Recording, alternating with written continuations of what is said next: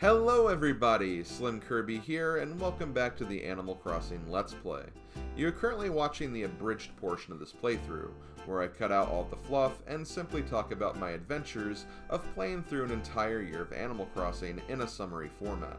If you'd rather watch the playthrough in its entirety, check out the video description for a link to a playlist that has all the episodes and stream sessions I've done, raw and unedited. But if you'd rather stick around for these videos, well, just sit back and enjoy my adventures through Popstar. Sunday, November 18th. Well, after 2 days of coping and a 1-week vacation real time, I think I'm slowly starting to make my peace with Cherry being gone. Although, all the activity the last few days did contribute to me forgetting that I still had turnips to sell, which means they're pretty much spoiled now. The price was honestly not improving much though throughout the week anyway, and money is honestly not much of a problem anymore, so probably just a small drop in the bucket this time. Anyway, we have the 3rd November fishing tournament today, so let's turn our attention to that, shall we? Any other highlights from the day basically consisted of me finding an Ico figurine buried underground, which was an item not in my catalog yet, and I also tried to befriend Cookie a little more today too, despite her residing in Cherry's old spot. I really do like Cookie. She's very sweet and has a bit of silliness to her as well, a pretty based combo. She even talked about pouring juice on the snow to make a delicious frozen treat to eat, and that's thinking I can probably get behind. Hashtag yummers. Moving on to the fishing tournament, despite not really caring about winning anymore since I won the previous week, I still tried to win to see if I could get any exciting new items, and this was probably the most interesting and exciting result of the entire month. From my understanding, since this was recorded about 2 months ago and I might be a little foggy on the details, after I took an early lead, Ricky quickly retaliated by taking the record for the day, probably because I prevented him from winning last week and dethroned him as the town fishing champion. However, I had some large bass as backup and was able to take the lead back with 21 inches and then extended it to 22 shortly after. Since it was close to the event's sign-off time, I thought I had the result locked in, but when I checked in with Chip at 5:59, apparently Maddie had come out of nowhere and turned in a fish that was 24 inches. Since there was literally no time to check for fish anymore, I threw a Hail Mary with the remaining large bass I had left, and literally with a buzzer beater, turned in a fish that was 25 inches, winning the fishing tourney for the day by literal seconds. I got really lucky here. Not just because of time or even the fish size I got, but apparently if you come into town at the wrong time or too close to the event's end time, Chip and his tent just will not appear, as I end up discovering next week. More on that later. So yeah, I really shouldn't have won this, but hey, I'll take it. My prize this time was actually an exotic lamp. Maybe not an incredibly interesting reward, but it wasn't on my catalog yet, and is actually a Nook Lottery item too, so good to know that those prizes can still appear here as well. With that excitement done and over with, I go to bed for the night and move on with the calendar. Monday, November 19th. A very chill day after all the excitement lately, and before all the craziness we have at the end of the week. Gracie was in town today, so I got to clean off her car for another outfit. Unfortunately, it was the tin shirt, a shirt I've already obtained before. However, I'll give Gracie a little bit of credit this time, since I initially got this shirt from Wisp and not her, so it's not technically a duplicate item. Still hate that this can happen though. I did some neighbor interactions today too, and was pleased to see all 3 ducks hanging out in one district today, the acre where Dina and Weber reside. Duck District Party, let's go. Meanwhile, Ricky is still obsessed with giving us peaches, which would be good if I wasn't trying to go for oranges now. Sorry Ricky, we've had peaches since day 3 or 4, buddy. Please move on. Also, I think Curly tried to swindle me in the same fashion that Monique did back when she lived here. He asked me if an item on the ground was mine, which if I said if it was, he would either have blasted me or forced me to pay a ridiculously high price for it. Since it was an item I already had though, I told him it wasn't mine, and it turns out he was testing me on my honesty, since it was actually his item that he found. Because of my truth-telling skills, he actually gave me the item for free as a result. This is why you need to be careful when talking with your villagers and respond appropriately to their questions and requests.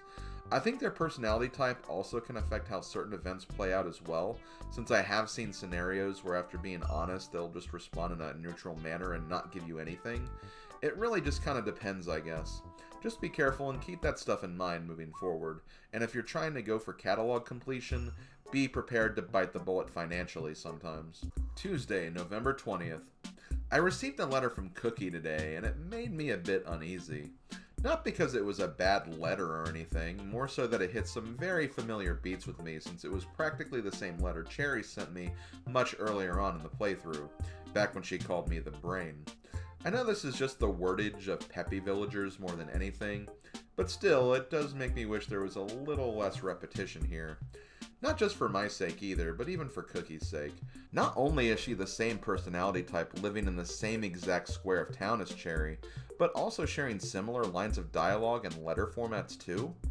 I really don't want to look at her as just an exact clone of Cherry, but also as her own individual person as well. Also, shoutouts to Ringer15 for, well, reasons. Wednesday, November 21st. I should probably mention that today is the eve of another holiday because tomorrow is the 4th Thursday in November, which means it will be Thanksgiving, or Harvest Day, since we're not trying to copy real-world names here.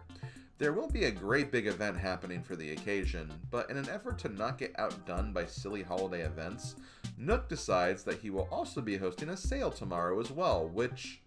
why?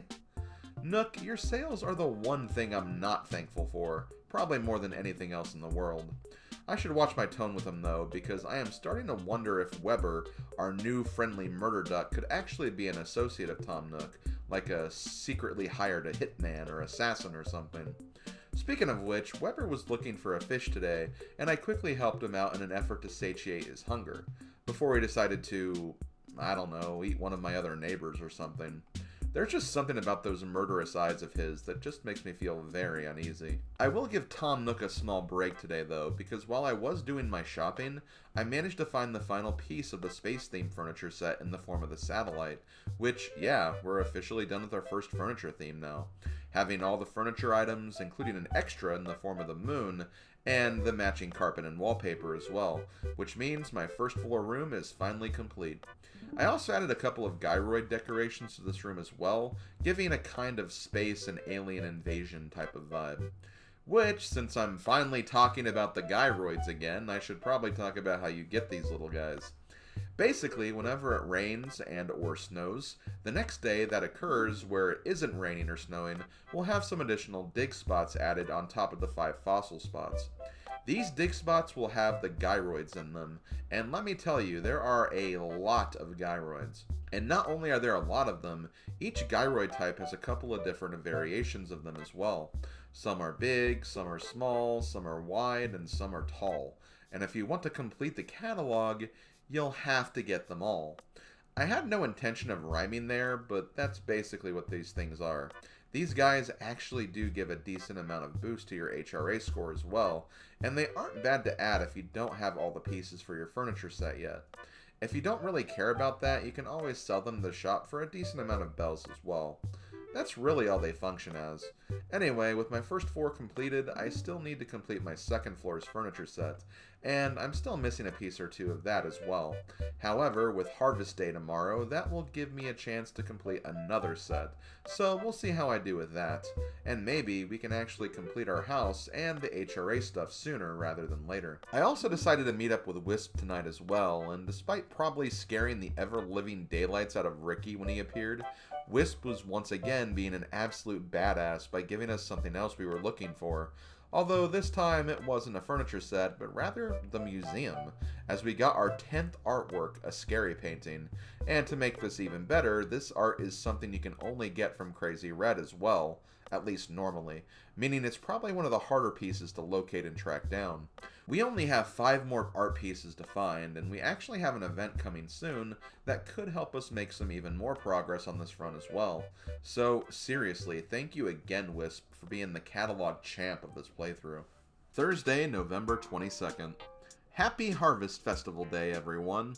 We have another significant holiday event today, but before we get around to talking about that, we do have some business to discuss around town.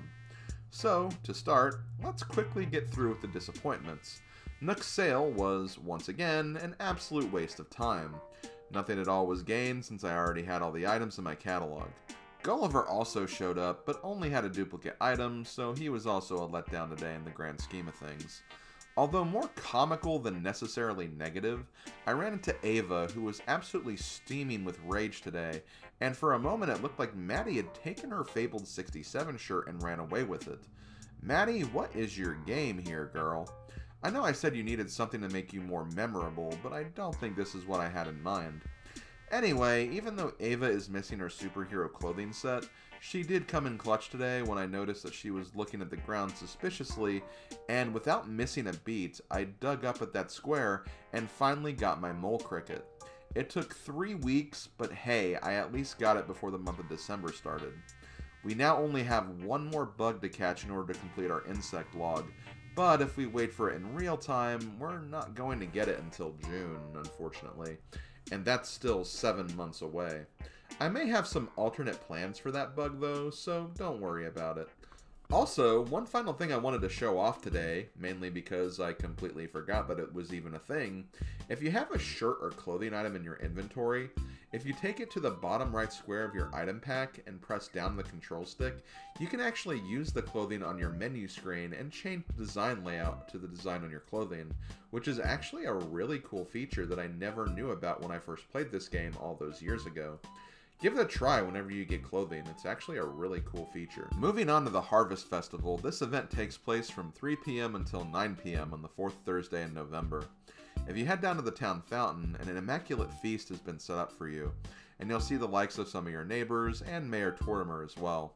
Talk to the turtle guy for a cornucopia furniture item, the exclusive event item for this holiday, and Tortimer will also give you the insight that he has invited a guest of honor to be the main entree of the event, but they haven't quite made it to the festival yet.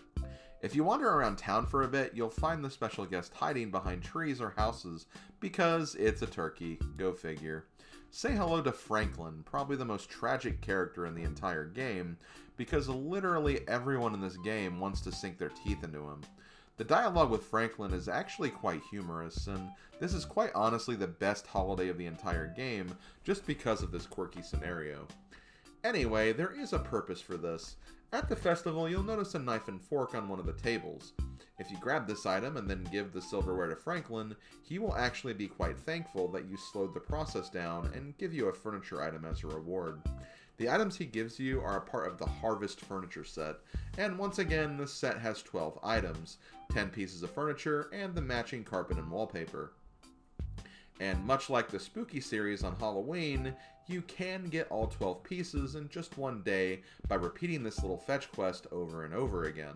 However, unlike the Spooky series, Franklin actually doesn't give duplicates until you cycle around the entire set, of course, which is not only a good thing, but also slightly confusing considering why the hell was Halloween not like this? Heck, you don't even need to change your clothes in between meeting Franklin either. You can just go through the process all at once with no hang-ups.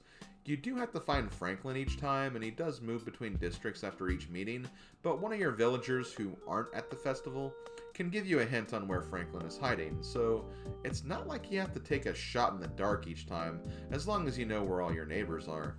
Because of how much easier this process is, I managed to get all 12 items very easily, even if it still took around an hour to get through it all.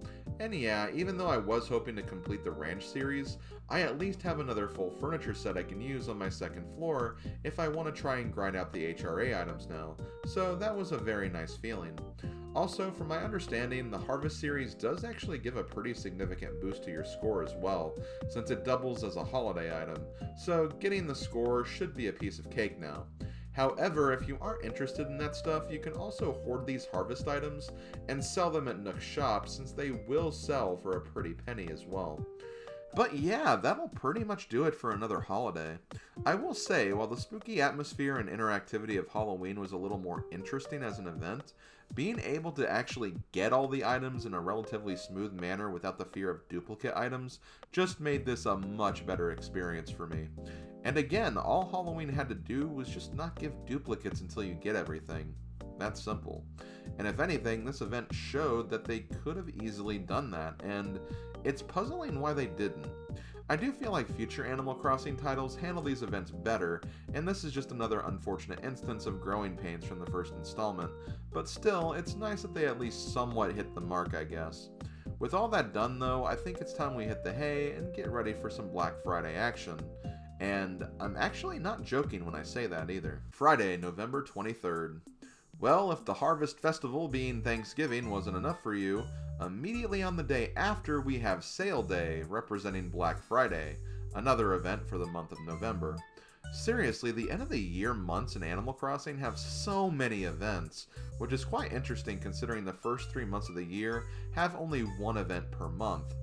Damn, those days are going to be slow to get through. Anyway, let's get on to the action, shall we? First of all, make sure you go to Town Fountain early today, and when I say early, I mean early. Like, preferably when it's still in the morning time. The reason I say this is because Tortimer is supposed to give you a market model as a gift for today's events, and for some reason he just wasn't appearing for me. I don't know why, but I learned later on during another event that it was because Tortimer is only supposed to be at the fountain until a certain time, and if you let too much time pass, you'll miss your chance to grab it. I'm not sure what this time is, the guide I was using wasn't clear on that, but as a result, I ended up missing this item despite participating in all the other Sale Day festivities, so be very wary of that. Heading over to Nook's shop on Sale Day, you'll be graced with a small change when some of Nook's inventory will be changed into goodie bags. Basically, random grab bags of items that you can purchase for, in my case, 2,007 bells, which I assume the price gets higher each year since it's the year 2007 right now. That's just my guess anyway. Now, I'm not 100% sure of the item distributions you'll get in these goodie bags, in terms of what you get and if it prioritizes specific item rarity or stuff outside your catalog, but these goodie bags were actually very kind to me in terms of knocking out some decent chunks in my item list for the catalog, specifically for my carpets and wallpapers. I wasn't getting any of Wendell or Sahara's stock, but I got a lot of the common stuff I still had to check off, which was nice. I also got a lot of pinwheels as well, and other handheld items that you can walk around town with. They function similarly to the balloon items you get from Nook's usual sale days, where they don't perform any function aside from just being a cosmetic item, kind of like the parasols as well. But yeah, I ended up getting some good stuff from Nook today, not gonna lie, and I really feel like his usual sales should be structured more like this for the future. Maybe he just doesn't have to have as many goodie bags as he did today. However, Nook isn't the only one setting up shop today. Crazy Red also makes it a priority to stop into town today, and unlike his normal visits, this is a day you really want to take advantage of Red's availability. Starting around 6 p.m., Red will set up shop in a random acre in your town, and as usual, he'll have his normal 3 items up for sale. Unlike his usual visits though, when you buy out his entire stock, Red will actually pack up and move to another acre in town with a brand new set of 3 items. If you want to make progress on Red's inventory, this is the time you want to do that. And keep in mind, Red can sell items that are part of furniture sets, he can sell NES games, and most importantly, he can also sell artwork. So if any of those things strike your fancy, it may not hurt to spend quite a number of bells at his shop today. I honestly dipped into my post office bank funds a few times today, just so I could get as much as I could, and I'm honestly pretty satisfied with my hauls. I completed a few furniture sets I was missing an item or 2 on, or at the very least knocked the red items out of the equation. I managed to get a new NES game in the form of Clu Clu Land, and I actually got 2 pieces of artwork in the form of the famous painting and the dainty painting, meaning we now only have 3 pieces of artwork left. This was honestly a really good day of catalog clearing for me, and if anything, if I had any regrets, I probably should have gone a bit harder if I really wanted to capitalize. However, this day was already 2 hours long in terms of my stream footage, longer than even both the Halloween and Harvest days combined, and it got to a point where most of my money was starting to go into duplicate items anyway, since you have to buy Red out in order to get his stock to change, and he shamelessly will put up stuff you've gotten before.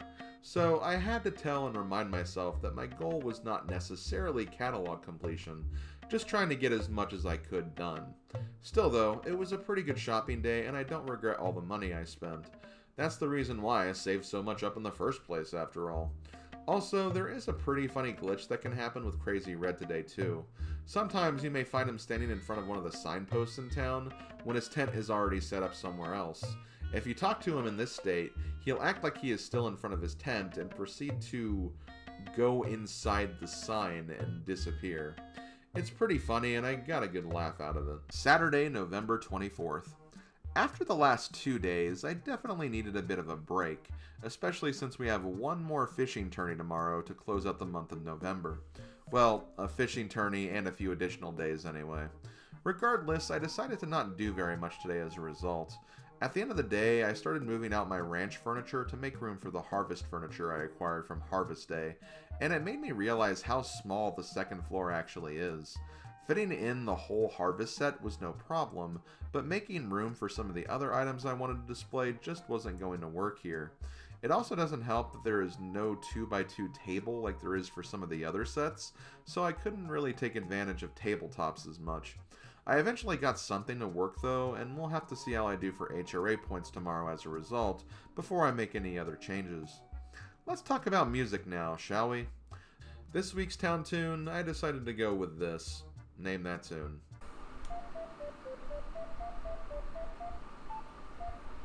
And for KK Doggo, I used a random number generator to select my song, and it landed on Imperial KK.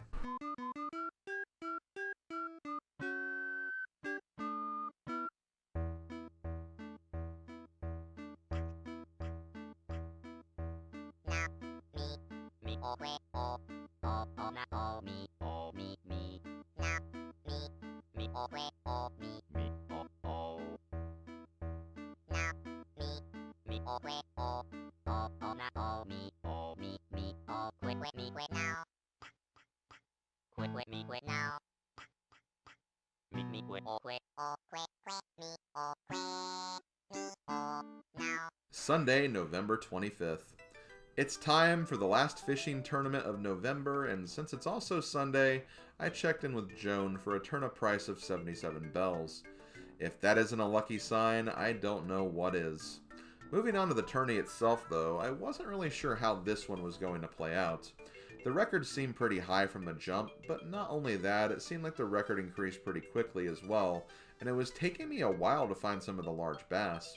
I eventually stockpiled enough though, and decided to come back later after I snatched the record myself, and feed the beaver more if needed.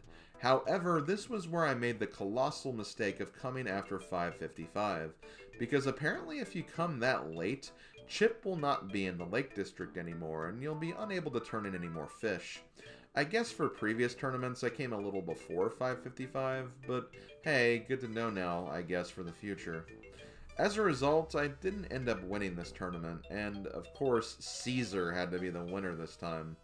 Kind of interesting that the only winners of the November tournaments were me twice and the two cranky villagers. Anyway, this was honestly a pretty fun distraction during the month of November, and I will give this event credit for being way more manageable and fun over some of the other events we've done, like mushrooming and the aerobics. Chip will be back in June for another go of this, so maybe we'll get some more fun competition by that point. And since that'll be the last full month of the playthrough, I'll need some fun distractions, I'm sure. Also, because I didn't mention this in the script for some reason, in regards to the furniture arranging that I did yesterday, the HRA is still not giving us the rewards for the HRA items yet.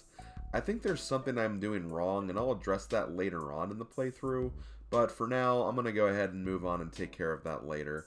I just wanted to address that really quick, because otherwise this would be the world's longest cliffhanger. Monday, November 26th.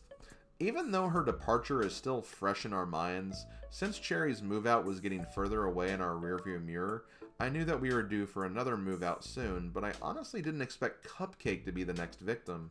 And with her gone now as well, every single bear villager we've had has now come and gone.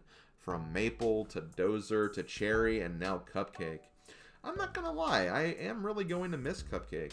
She definitely seemed like a more bratty version of both Cherry and Maple, but over time, I do think she kind of came into her own. Also, if it wasn't for her, I wouldn't have gotten cherries for my town. So I do owe quite a bit to her. This departure definitely isn't hitting me as hard as Cherries, or really even Maples, but probably along the same lines as Stu's, since I really wish he would have stuck around as well. Kind of funny since both Stu and Cupcake lived in the same acre as well. Anyway, since we did lose a Snooty, I guess that means we're getting another one, and we got Jane. Yeah, I hate to say it, but I'm not really fond of Jane. I had her in my Moe's Bar Town back during my initial run of this game all those years ago, and I just didn't really care for her. This honestly might be a very quick shuffle, as I don't even plan to write her a letter either. Sometimes you just know immediately if you aren't going to vibe with someone, and I definitely felt that way with Jane. So, sorry to all you Jane fans out there. In brighter news, even though we didn't hit the neighbor lottery, nor did we hit the fishing lottery yesterday, how does a turnip price of 616 bells sound? So yeah, I guess that 77 bell price for turnips was a lucky break after all. As far as other events for today, Wendell was in town, so I got another wallpaper from him. Mama V got stuck while I was talking to Jeremiah, causing her to do what I now refer to as the Mama V shuffle. And Lily had perhaps one of the greatest ideas ever when she asked me if I wanted to come and have a nacho party with her. Hey, who can resist some nice, tasty nachos, Also, Lily apparently doesn't know how to look up since she said she couldn't find any peaches, and there was quite literally a peach tree on screen. Silly girl. Also, I did Wisp tonight too, but it's kind of funny because I technically did this on a different stream day, which is why I'm just kind of tacking it on here. I got a Beatnik shirt as a reward, which was kind of cool, I guess. That will do it for another Animal Crossing episode. Thank you guys for watching, and I'll see you for the next one. Reminder that you can find links in the video description for the unedited recording sessions of this playthrough, as well as individual links to the streams in particular that featured the days covered in this episode summary. Until we meet again, this has been SlimKirby, and I'll see you guys next time. Later, folks.